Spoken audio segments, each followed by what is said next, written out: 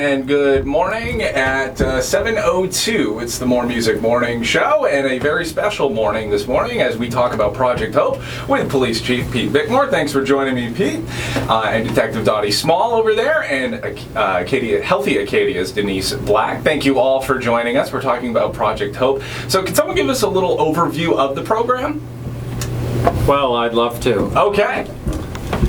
First of all, thanks for inviting all of us to your radio show this morning. Of course. It's an honor to be here.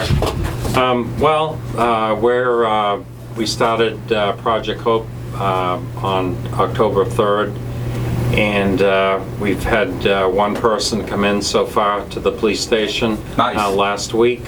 We're duplicating what's already going on in other police departments across the country. Project Hope started in Gloucester, Mass. The police department started it down there as a police initiative. Other police departments around the country, like I just said, have looked at the program and saw that it's working. Scarborough Police Department in Southern Maine looked at it. They were the first police department in Maine to adopt it. Yeah. And so we're pretty much adopting what they've been doing in Gloucester and what they've been doing in Scarborough because it's been working. That was actually, Gloucester was the first place I saw it. With social media these days, they have made the big announcement on Facebook, and word traveled very quickly after that. It's quite the project. It's perhaps a little bit unsettling to some people to walk into a police station and surrendering drugs, but we'll get into that portion in the next break. Denise, could you give us a little overview of the project from the standard of getting people help? That's, of course, what this is all about. Sure, of course. Thank you. Yes, so we're recruiting volunteers, and we're calling them volunteer angels that will come in and serve to help someone that is seeking recovery, to help set them on their journey. The angel will come in and have a conversation with the person that's seeking recovery, find out what kind of insurance they have, or if they don't have insurance, what type of program would work for them, and really just kind of an interview process to help get a full picture of where the person is at and what's going to help them best. Exactly, because that's the big part, is we're not trying to get anyone in trouble with this program, we're just trying to give people help. Exactly, yes. Very good. That's the goal. Well, we will continue on. We're going to take a quick break, and when we get back, we'll talk more about the specifics of how we get into the program, the actual process of walking into the Ellsworth police station and getting help with Project Hope. It's the More Music Morning Show, talking about Project Hope this morning with Ellsworth Police Chief Pete Bickmore, Detective Dottie Small, and Healthy Acadia's Denise Black. Dottie, would you like to start off with going through the process of how people can get help with recovering with addiction and all that, from the standpoint of, here I am, I have a problem with heroin and I need to get some resources. How do I go about the process? It's Tuesday morning, I'm walking into the Ellsworth police station right now. Okay, we're going to be open for Project Hope from 8 to 4 on Tuesdays now, just so that we're not overwhelmed. Yes. If you need help, you're suffering from addiction, you simply come to the Ellsworth Police Department. A dispatcher will greet you, and a police officer will screen you. And it's a pretty involved process. Plan on being there for a while. We have to make sure that there aren't any criminal activity going on right now. If you have an arrest warrant, or if you're in the middle of a criminal case, we have to take care of those things first.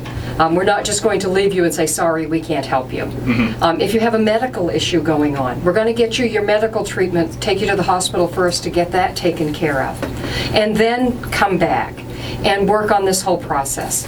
There'll be a screening sheet. You'll have one officer that will sit down and go through this. There are a lot of different things that might, have to be taken care of first. And then we will hook you up with a volunteer angel who will come in and sit down and start the process of trying to find you help. Okay, and Denise, can you go over that from the angel standpoint? Sure, so the volunteer angel is going to help the person that is seeking recovery and walk them through the process towards getting into detox and a placement in a facility. And, you know, that could be a long process, as Dottie mentioned. You know, it may take a few hours or even a day or two. So it depends on the person's needs. If they are able to go out of state, and then we can find them a scholarship bed or a partial scholarship bed with a treatment facility out of state, we will help facilitate that happening. If the person can't go out of state for some reason, we will work with them to connect them to local resources that best meet their needs. And, you know, every case is going to be different. There's not one model that's going to work for everybody that walks through the door. So our volunteer angels are going to be trained to help best work with these folks and meet their needs on an individual basis. Yeah, because like you said, you know, everyone's different. Everyone's absolutely. I mean, this is just an overview of how this could work for someone. So you know, the big point is just getting people help. And Chief Bickmore, you said earlier, you know, the big part of this program is you can get resources out of state because there's really not too many resources in state right now. There's a lot of demand for beds and treatment centers and stuff.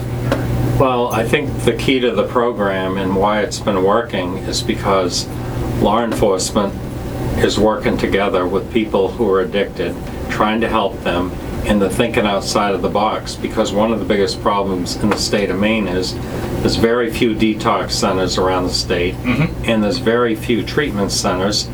People who have insurance, or a lot of these people who are addicted, don't have insurance, and trying to get them hooked up with a facility to go to has been very difficult in Maine.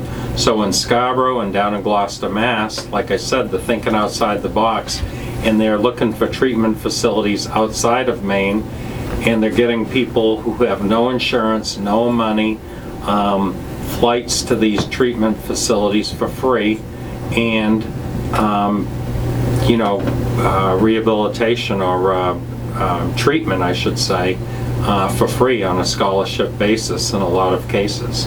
So 2/3 of the people that have walked into the Scarborough Police Department have no insurance.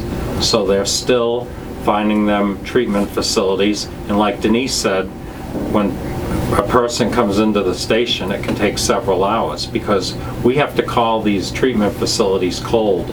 We had our first walk-in last Tuesday, a week ago this past week, and it was great. Our first person that came in seeking help, a young lady in her early 20s, and I kneeled down next to her and I said, "Can you believe that you just walked into a police station? You're here asking the cops for help.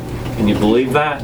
And she was just, you know, laughing, and she was just a great person. And, you know, so we're going to do the best that we can to try to find facilities if there's any around the state.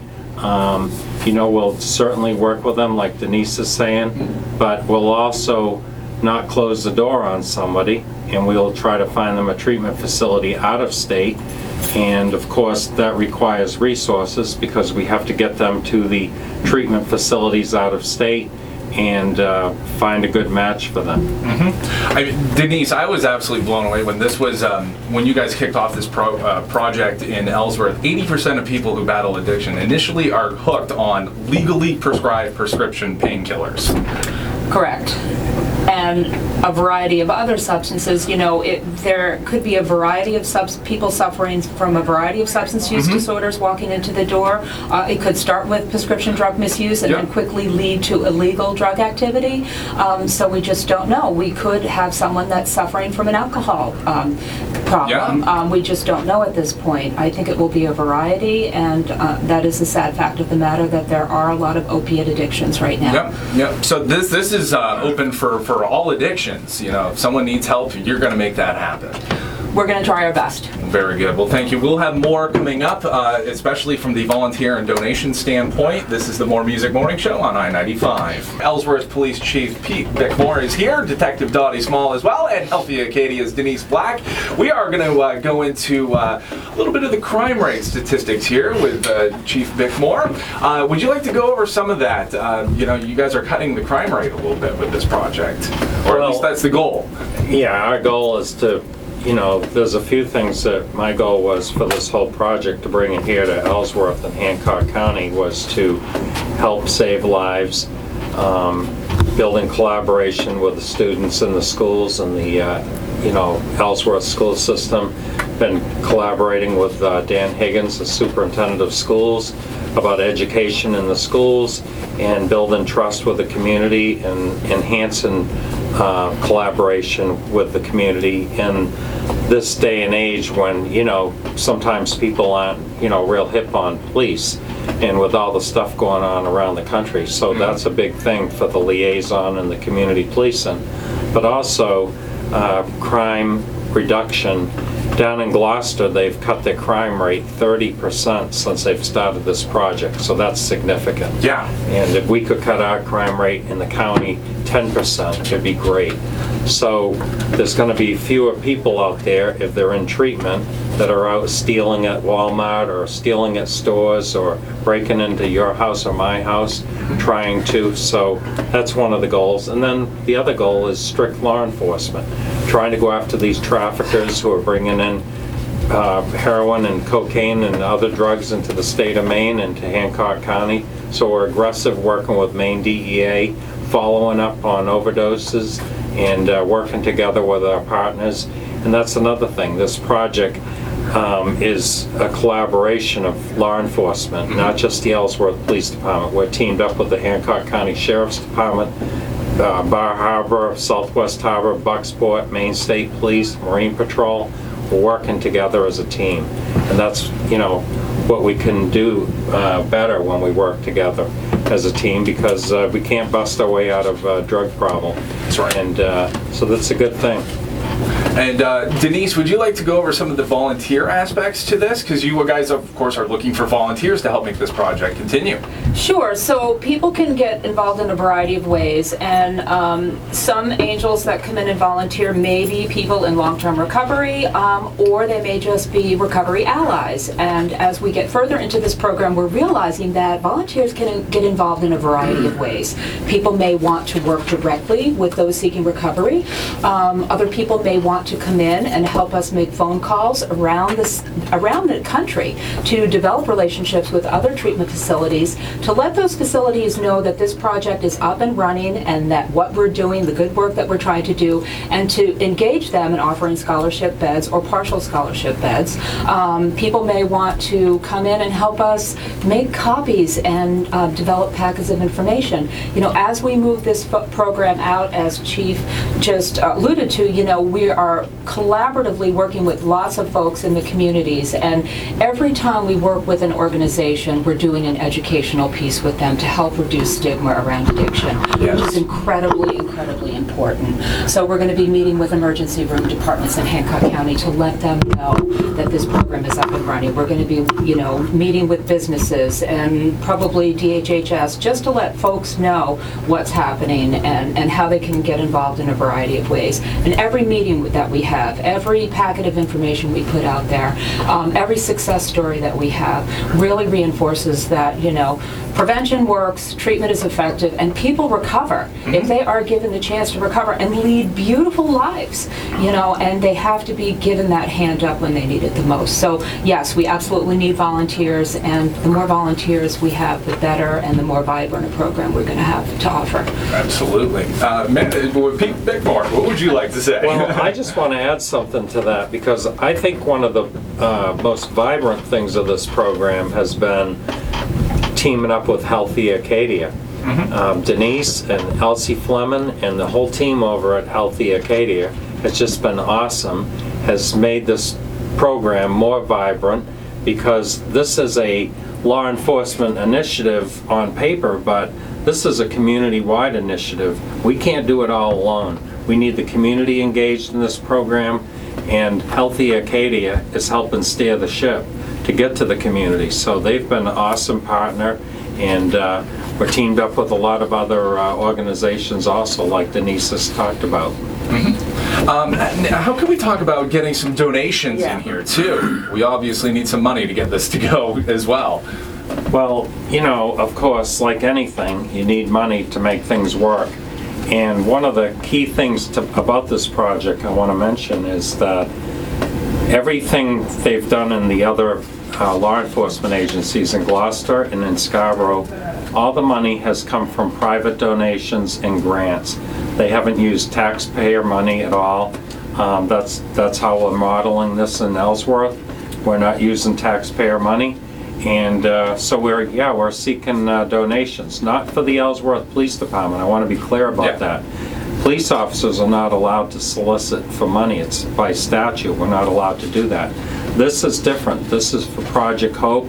So the fiduciary for the Project Hope is the City of Ellsworth, not the City of Ellsworth Police Department. So I want to make that distinction. And just preface it again that the officers are not out soliciting money. But if people want to make a donation to Project Hope, they can send a check into Project Hope, care of Ellsworth Police Department, and it'll go to the City Hall, 1 City Hall Plaza, Ellsworth, Maine, 04605. So it's, if you just write a check out to Project Hope, and if you drop it off at the station, or drop it off at the City Hall, it'll go into a fund for Project Hope.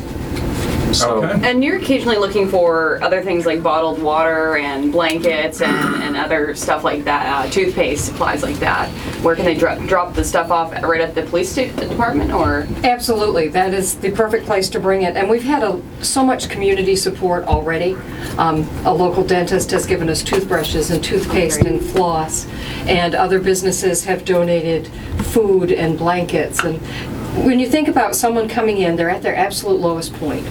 And they are tired, they are maybe ill, they are coming down off drugs, and they need comfort items, snacks and sodas and things just to make them feel human. I mean, these are people that have a drug addiction. They are not bad people. They can be anybody from any walk of society.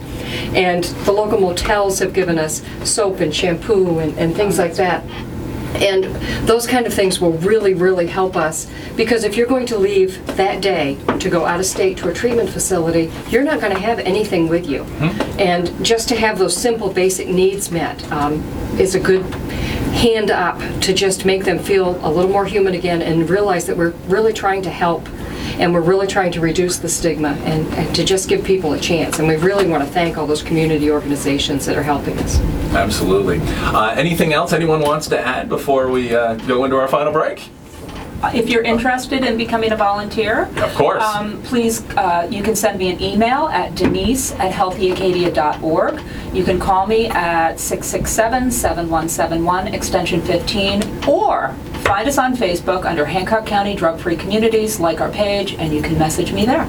Okay, and we'll put all this information on our website as well, i95rocks.com. Well, thank you everyone for joining us. Ellsworth Police Chief Pete Bickmore, thank you so much. Detective Dottie Small, thank you. And Denise Black from Healthy Acadia, thank you so much for coming in and talking about Project Hope this morning.